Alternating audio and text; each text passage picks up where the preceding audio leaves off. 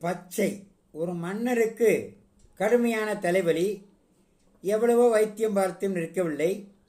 அந்த ஊருக்கு ஒரு அறிஞர் வந்தவர் மன்னரை பரிசோதித்து விட்டு, நீங்கள் இனி பச்சை வர்ணத்தை மட்டும்தான் பார்க்க வேண்டும், அப்பொழுது உங்கள் தலைவலி நின்று போகும் என்று சொன்னார்.